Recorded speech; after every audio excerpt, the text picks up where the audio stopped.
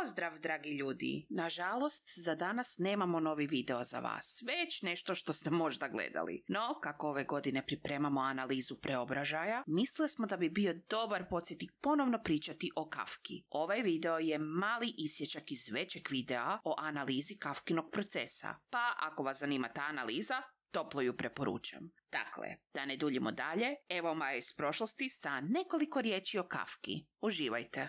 Franz Kafka se rodio 3. srpnja 1883. u Pragu, a umro je u Beču 3. lipnja 1924. godine. Njegova je obitelj bila dobrostojeća zahvaljujući Kafkinom ocu, koji je bio toliko dominantna figura da se Franz kroz cijeli život pokušavao izdignuti iz njegove sjene. Kafka je bio Židov koji je pričao njemački, tako da je osnovno školovanje završio u njemačkoj školi za dječake, nakon čega se upisao u gimnaziju. Što se tiče studija, prvo se upisao na kemiju, ali se ubrzo, na očevo zadovoljstvo, prebacio na pravo. Nakon što je završio studij, zaposlio se kao pravnik, čime se ponovno ističe njegov otpor ocu, s obzirom da je živio od vlastite plaće. No Kafka je obavljao posao kojeg je mrzio, dok je svoje slobodno vrijeme provodio pišući, jer je, poput Poa, uvijek htio biti pisac.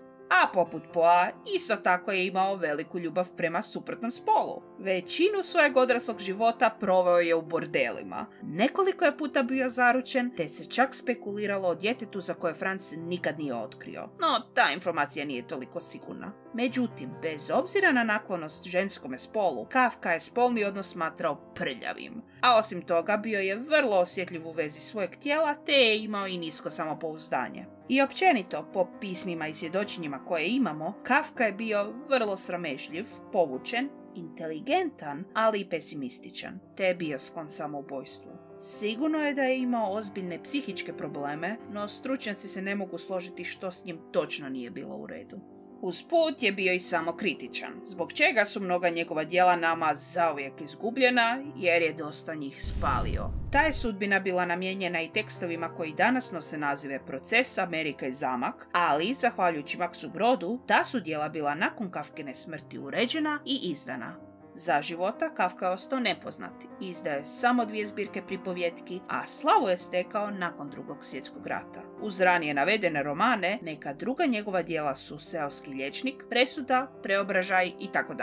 Kafka je jedan od rijetkih pisaca kojeg se ne može svrstati u određen umjetnički pravac. Njegova djela su specifična, te se smatra da s njima započinje moderna pripovjedačka proza.